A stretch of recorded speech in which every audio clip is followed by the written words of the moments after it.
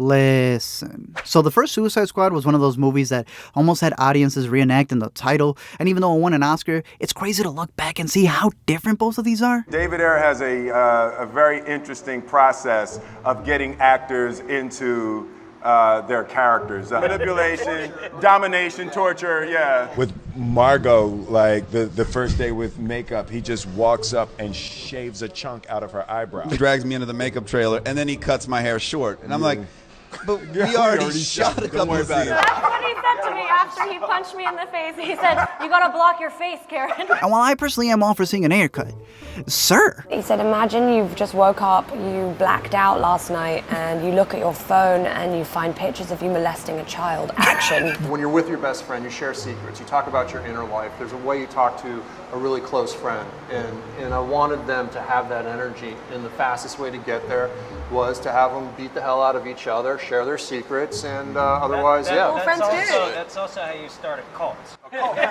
Trust me, I think he'd know. By the way, some of the strange ones aren't even true. Tell me the used condom one's not true. Well, now let me explain. So leave it to James Gunn to get fired from the biggest company in the world and their superheroes just to get hired by the rival company, get rehired by the mouse, and then tout his creative freedom on a reboot for a company who's done anything but. They didn't even pitch him Suicide Squad at first and actually wanted him to redo Superman, literally begging this man to do whatever he wanted, just like the last time they snatched up a Marvel director. What do I have to keep from the first film? And Walt said nothing. He said, You can create a whole new team if you want. You can use the exact same team. We love Margot. We'd love her to be in the film, but she doesn't need to be. You can have her in there or you cannot have her in. Sheesh, like, WB execs will turn on you faster than a DC villain. Personally, I don't think it's better than his Guardians movies, but I do like his take on the Suicide Squad and wanting to adapt characters that probably would have never seen the light of day and setting them up in a war film. And leave it to Gunn to always bring his boys on set. Like, he brought back his brother Sean to play 2 roles, including Weasel, so that he can continue wearing tights on set. He brought back Nathan Fillion, who got jacked to play TDK and Drink Pib, and Flula, who has fully moved past YouTube and now gets to be on Warner Bros. Sets, improvising for over 3 hours when the man only has like 3 minutes of screen time. And of course there's Michael Rooker. It's like every movie he makes, he has to kill me. This one brings back Amanda Waller, who continues to get away with murder, extortion, global manipulation, and kind of leaves it open to still being in the same world as the previous ones, because even though a lot of the crew from the first isn't present, she still has them all wearing killer Crocs. This time around, the new squad's mission, which they have no choice but to accept, is to infiltrate the island of Corto Maltese, which is a fictional DC spot made up of every Latino possible.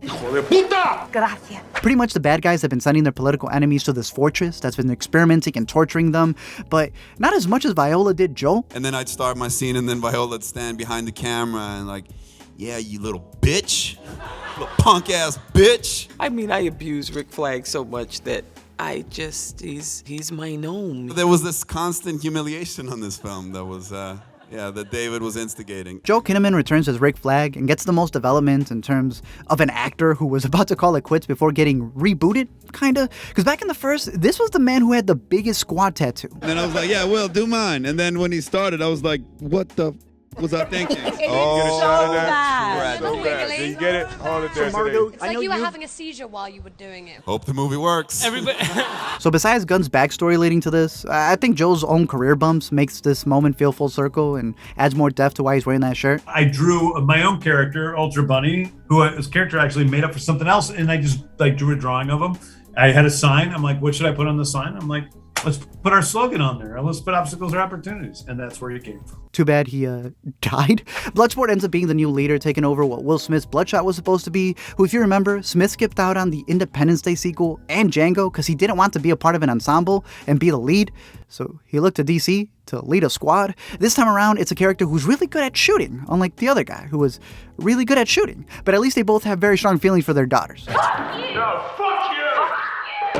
He's supposed to be so bad that he's in prison for putting Superman in the ICU, which really ain't worse than WB putting him on the back burner. I personally really liked Idris' take on the character because it's like a flip on the hero's journey, and I think delivered on what Will's role was supposed to be. What makes someone a bad guy And we sort of landed on the separation between being a bad guy and being evil. Margot continues her journey as Harley, who's kind of been the constant for the DCEU. She's practically their Desmond until the clowns at Warner decide to abandon her. I could easily just play the Joker a couple more times and retire. But I think it's been interesting to see how each director has taken their own spin on her, their own take. Like, obviously the first one, they sexified her and overly played on her craziness. Then we saw her go through her own emancipation. And here she really gets emphasized on being a full-out killer with, I believe, what might be the most counts on the board. For a moment, it does become Saving Private Harley and Mr. Smith. She even gives Colombian JK whiplash. But that said, while I can't deny Margot's legacy with the character, I personally still stand that Harley works best in animated form as opposed to live action, especially because they keep struggling to keep her alive during the action. I actually tore the muscles off the rib instead of breaking it, but it was fine. It was towards the end. One of the bullets had ricocheted out of the gun, hit the camera and went down my corset. It's like hotter than like a curling iron. And I had this bullet just going so that's what I was thinking about. Gunn also continues his love of getting the bulkiest dudes in Hollywood and then having them grumble one-syllable words. I am Groot. He's the humanoid shark who's struggling to remember that fish are friends, not food. And even though there were several scenes where I thought he was going to legit just chomp one of their heads off, he ends up being the character who embodies the loneliness of what this group feels before they find each other, which I think Stallone got really into. It's interesting because they're all flesh and blood, and he's, I guess, computer generated. And I'm relating to that now as I get older. That's the future for me. David Dastmalchian is no stranger to superhero movies, but it's good to see this dude finally get in a role that's more vibrant. For instance, Polka Dot Man, I just looked up online, dumbest supervillain ever.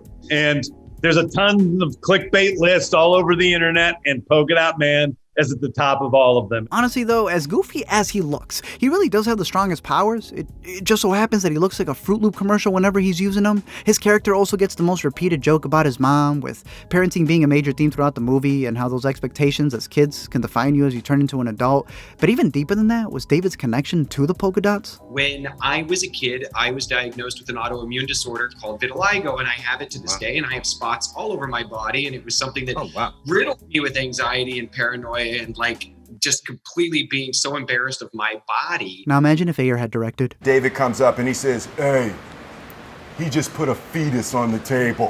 Action. Ratcatcher 2 is in prison because she robbed a bank and they considered it armed robbery because she pulled up with an army of rats. And I find it funny that they actually had 2 real-life rat actors co-playing her partner, Sebastian, like they were Zach and Cody. And Daniela actually had to come in and do a chemistry read with them. I had a meeting with 3 rats. We got along again. D. Bradley Baker, who voices Sebastian, was also the dude who voiced Perry the Platypus. So, good on the rat community for going from being a Leto prank on the previous set to getting more DC roles than the man himself. Taika also pops up in another DC role for the man as her father, Ratcatcher Sr., who I think had one of the best lines. They have purpose. So do we all. In fact, the only reason she's alive is because before she became a fan favorite for always falling asleep, she was Gunn's favorite, and he actually swapped out her ending death and gave it to Pokemon. I'm gonna get you out of here alive. I'm going to get you out of here alive. And she does. Then there's the scumbag version of Captain America, played by John Cena himself, who I think has some hilarious lines that are written for him, right? Like, the script isn't bad. But damn, can you hear John Cena practicing these lines in the mirror before he said them? Millennials. While the mission is to find the doctor who's behind the evil Patrick that can control people in minutes, Peacemaker's job is to secretly take the files that connect Waller and America to the experiments in a twist that had them blurring out the American flag the first time we saw that footage, just to unblur it later. Honestly, a couple things in the last act, in my opinion, were kind of wonky. Like, you have that convenient flashback to Bloodsport's timely superhero landing, which is kind of manipulated, so you can't even hear him coming. There's also the fact that these refugees are looking to stop the army that's killing them by working with the other army that's killed them. But the biggest one comes after the credits, where Cena actually survives getting shot in the neck long enough to get a Peacemaker show exclusively on HBO Max, because you know that every IP needs to come with a combo pack nowadays. Like, even Zach gave Netflix a whole Snyder School course. WB continues to push creative freedom, ironically, in the expense of another creator's freedom. I enjoyed Birds of Prey, but I had never, but it was written, and in fact, was mostly completed before they did the reshoots on Birds of Prey. So I had to look at some stuff before they went and did that, so that I saw early parts of things because they reshot some of a lot of the action in that movie and was trying to make sure it was not too similar to what I had shot with her in the prison. Which honestly just makes him sound like Peacemaker. I cherish peace with all my heart. I don't care how many men, women, and children I need to kill to get it. Overall, it is a solid outing from Gunn that has him bouncing back like nothing ever happened. And while I have no faith in WB's track record in keeping the directors happy, it will be interesting to see how they flesh out that Peacemaker series, because you know there will be a flashback episode to whatever he was thinking of here. I'm sure Ratcatcher will pop up again. Harley will always live to see another day, and WB will continue to reboot, retread, and remix anything that they can get their hands on. That said, the animated Harley Quinn show is easily the best thing they got out right now, and y'all should watch it. Oh, just give it a minute, you'll go into shock. Yeah, there it is. Thank y'all for watching this video, and I'm curious to know your thoughts down below in the comment section. As always, Ayer at one point did say this right here, that there was no parallel universe of another version being out there, and obviously the man's arguing for his new take to be out there, so I really don't trust WB when it comes to directors. Even causing everything to go streaming, I feel is kind of worrisome, because now this movie, while it was critically praised way more than the last one, at least the last one made bank. This one didn't, depending on how you see it, because it had the co-streaming and theater release, and I don't know, I kind of feel like they'll use that against the directors at some point. I really don't trust the studio heads. I don't think that they're going to be doing a good job with it, but I do think Gunn did a decent job. It was a pretty fun movie. I like how in the first one it was just an iPod shuffle of random hits, and here he actually used the soundtrack to his advantage. He's got that money to be able to play the songs on set and actually do something with it. And at first I actually thought it ended up being Grandson, but I thought it was 21 Pilots again, which the song works. I just don't think that the Corto Maltese soldiers would be listening to Grandson in one of their missions, but overall, it was a fine movie. I'm curious to see if they're able to expand this, what they're going to continue doing with DC, because it seems the only connective tissue that they have is wanting to make money, and if something doesn't make money, they reboot it. But interesting for the DCEU. I'm still engaged to see how they're going to expand that. Obviously, Marvel's doing their multiverse. Just as a fan, I've never been someone who goes DC versus Marvel. I'm just like, give me the best content you possibly can. But I'm curious to see your thoughts on this. What's your favorite out of the DC movie so far? What are you most anticipating? And until next time, don't forget to comment, like, and subscribe, and I'll send you Peacemaker's helmet.